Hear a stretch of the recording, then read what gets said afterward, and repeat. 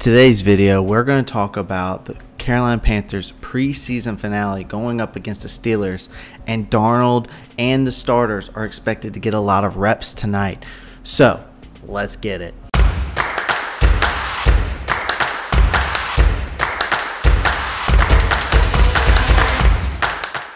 Yo, Pantherologists, what is up, Panther Nation? Welcome to yet another edition of Pantherology. It is 7 o'clock in the morning here in Phoenix, Arizona, and I am getting this video done for you today before I hop on a flight and before today's game. But as always, welcome to the channel if you're new. If you're not new and you're tuning back in, thank you for the continued support. Also, make sure you pound that like button, pound that subscribe button. That's all I can ask, and you watching my content is good enough for me, guys. Really appreciate the support. Other than that, check the link down in the description, the Newsbreak app. Go check it out. Download that. Get all your local news, worldwide news, whatever the case may be. It helps me out, helps the channel out, and it helps my channel out there. You can follow me there and see my videos on there as well. Other than that, let's get into today's video. So I got my coffee handy this morning, and I've been brainstorming, kind of giving you, trying to brainstorm some content to give you, and I got it for you. And the fans will see the Panthers' new starting quarterback for the first time. Now, we saw him last week, but he only played for a short period of time, right? Now, the Panthers starters figure to play close to a full half this Friday, today. So when they visit the Steelers. So after seeing no action in the first preseason game against the Colts and extremely little action this past weekend against the Ravens, so with the preseason, as we all know, has been cut to 3 games, many coaches' mindsets and I think approaches to managing how they're going to be playing their starters for the time, has shifted a lot back and forth. So when questioned why none of them played in the first preseason game, head coach Matt Rhule explained that 3 games in 12 days was just too much for those players, and he didn't want them to suffer any more punishment, which I get, because in training camp these guys are taking 50 to 60 snaps. So Sam Darnold, as we all know, is the new team's starting quarterback.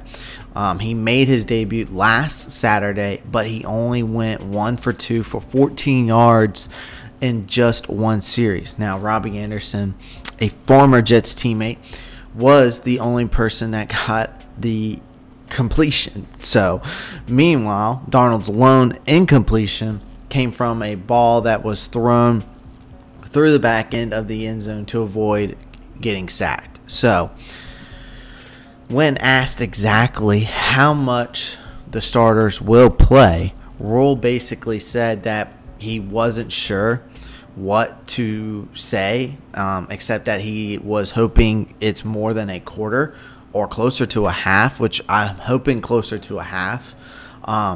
He said that he usually hates stating things like this because then things happen throughout the week, but it would be ideal for the starters to play a solid half of football.